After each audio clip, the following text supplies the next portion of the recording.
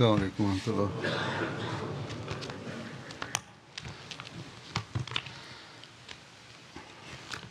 أشهد أن لا إله إلا الله وحده لا شريك له وأشهد أن محمدا عبده ورسوله أما بعد فأعوذ بالله من الشيطان الرجيم بسم الله الرحمن الرحيم الحمد لله رب العالمين الرحمن الرحيم مالك يوم الدين إياك نعبد وإياك نستعين اهدنا الصراط المستقيم صراط الذين أنعمت عليهم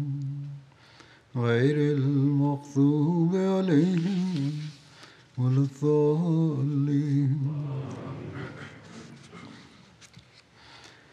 Hari ini kita telah melaksanakan salat kusuf pada saat gerhana matahari.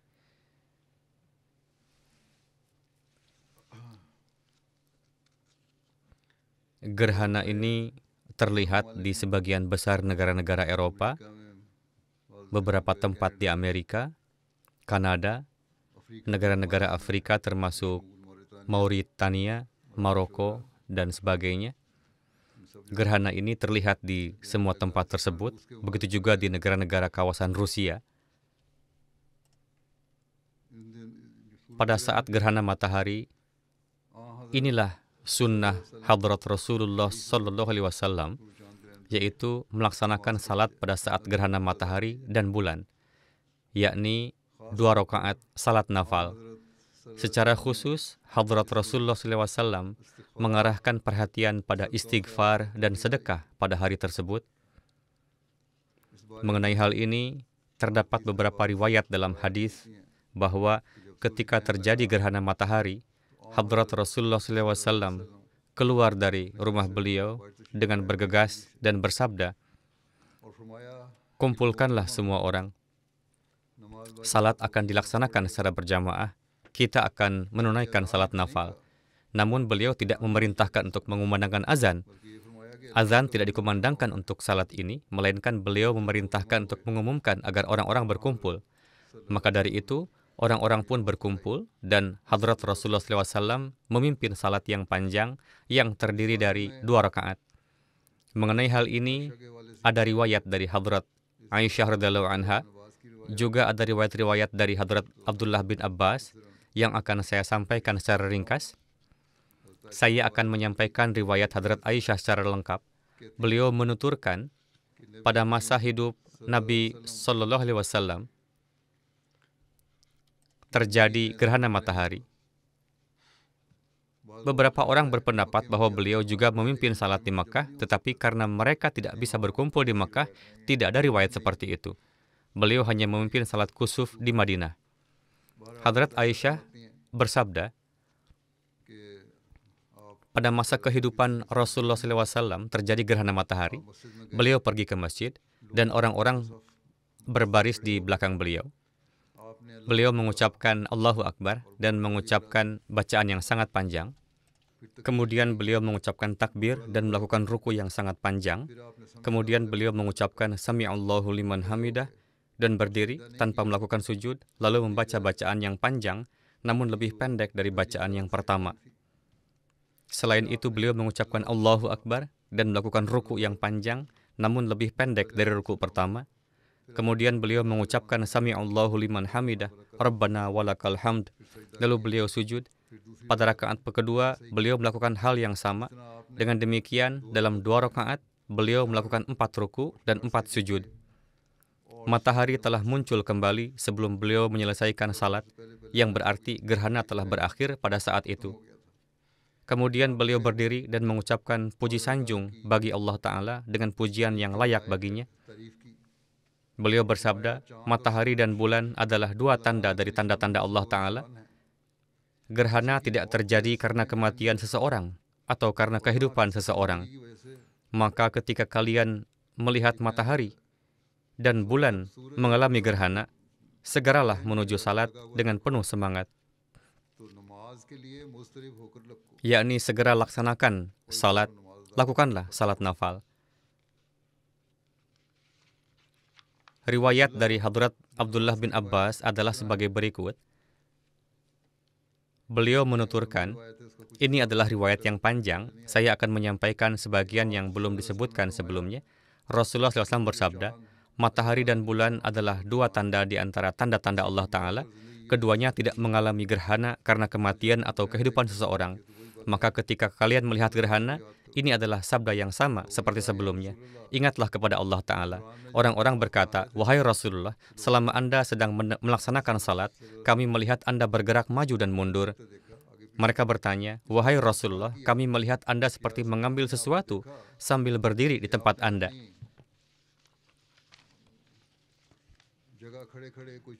Anda mengulurkan tangan ke depan, kemudian kami melihat Anda tiba-tiba mundur. Beliau SAW menjawab, saat itu saya melihat pemandangan surga dan mengulurkan tangan untuk mengambil setangkai anggur dari surga tersebut. Seandainya saya mengambilnya, kalian akan terus memakannya selama dunia ini masih ada. Kemudian diperlihatkan kepada saya neraka. Saya belum pernah melihat pemandangan yang begitu mengerikan seperti pemandangan api yang saya lihat saat ini. Setelah melihatnya, saya langsung mundur. Jadi ini adalah riwayat-riwayat yang mendukung dan masih banyak riwayat lainnya. Menyampaikan khutbah setelah salat juga merupakan sunnah Nabi, seperti yang telah saya jelaskan. Oleh karena itu, setiap kali salat ini dilaksanakan, khutbah diberikan setelahnya. Saya ingin menjelaskan mengapa Rasulullah SAW menyampaikan hal ini. Mengenai hal ini, beberapa ulama berpendapat bahwa penjelasan ini diberikan karena ketika terjadi gerhana matahari, saat itu putra beliau, Hadrat Ibrahim, wafat. Beberapa riwayat menyebutkan bahwa orang-orang mengira gerhana itu terjadi karena alasan tersebut. Oleh karena itu, Hadrat Rasulullah SAW menjelaskan bahwa hal ini tidak ada hubungannya dengan kematian atau kehidupan seseorang. Saya melihat di internet, di sana juga ada tulisan bahwa gerhana ini terjadi karena kewafatan putra beliau. Pernyataan ini salah. Entah siapa yang memasukkan anggapan itu di dalamnya, dan umumnya orang-orang menganggap bahwa itu adalah hal yang benar, padahal sebenarnya keliru. Hadis-hadis Rasulullah SAW yang diperoleh dari berbagai sumber menyatakan bahwa beliau bersabda bahwa hal ini tidak ada hubungannya dengan kematian dan atau kehidupan seseorang. Semua riwayat menafikan hal tersebut.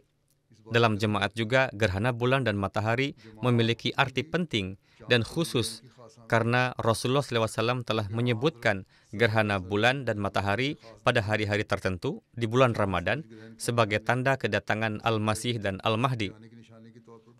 Dan sesuai dengan itu, setelah pendakwaan diri Hadrat Masih Maud alaihissalam, gerhana ini terjadi pada tahun 1894 di timur dan pada tahun 1895 di barat, baik gerhana bulan maupun matahari.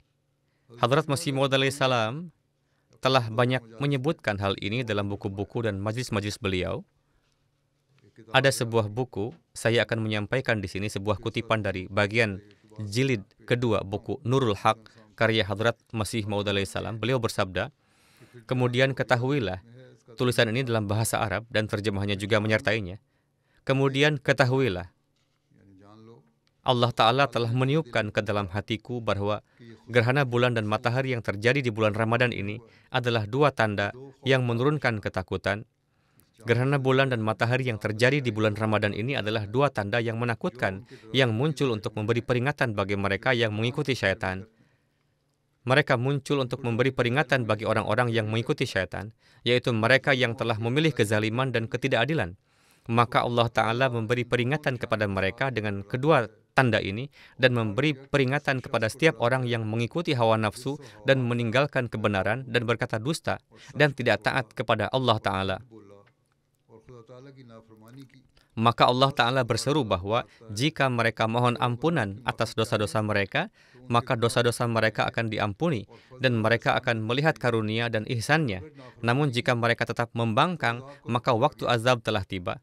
Dan dalam hal ini dimaksudkan juga untuk memberi peringatan kepada orang-orang yang bertengkar tanpa hak atau kebenaran dan tidak takut kepada Allah Ta'ala. Dan ini adalah ancaman bagi orang yang memilih pembangkangan dan kesombongan serta tidak meninggalkan kedurhakaan. Maka takutlah kepada Allah dan janganlah berbuat kerusakan di muka bumi. Mengapa kalian tidak takut kepadanya? Padahal tanda-tanda peringatan telah nyata. Telah terbukti dari Sahih Muslim dan Bukhari bahwa Nabi Shallallahu Alaihi Wasallam telah bersabda untuk menjelaskan kepada orang-orang mukmin bahwa matahari dan bulan adalah dua tanda di antara tanda-tanda Allah Ta'ala. Keduanya tidak mengalami gerhana karena kematian atau kehidupan seseorang, melainkan keduanya adalah dua tanda Allah Ta'ala yang dengannya Allah Ta'ala menakut-nakuti hamba-hambanya.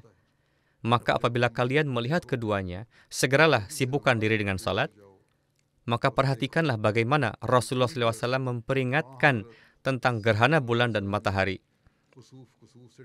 Dalam hadis terdapat isyarat bahwa kedua tanda ini adalah untuk memperingatkan para pendosa dan muncul ketika dosa-dosa telah banyak di dunia, keburukan telah menyebar di antara makhluk, dan kejahatan telah merajalela. Untuk tujuan inilah Hadrat Rasulullah SAW memerintahkan saat gerhana agar banyak melakukan kebaikan dan bersegera melakukan amal-amal saleh seperti salat dengan niat yang ikhlas, puasa, berdoa, menangis, memuji sanjung Allah Ta'ala, berzikir, merendahkan diri, berdiri, ruku, sujud, bertaubat, rujuk kepada Allah Ta'ala, beristighfar, khusyuk, memohon dengan sungguh-sungguh, merendahkan diri, berbuat baik semampunya, memerdekakan budak, meringankan beban orang lain, mengasuh anak yatim, dan merendahkan diri di hadapan Allah Ta'ala. Jadi dalam pelaksanaan amal-amal ini yang meliputi salat, kekhusyuan, dan doa yang sungguh-sungguh, terdapat hikmah bahwa gerhana bulan dan matahari terjadi dalam keadaan ketika suatu bencana akan turun dan masa kesulitan sudah dekat, serta di langit telah terkumpul sebab-sebab keburukan yang tersembunyi dari pandangan manusia dan hanya diketahui oleh Allah Ta'ala.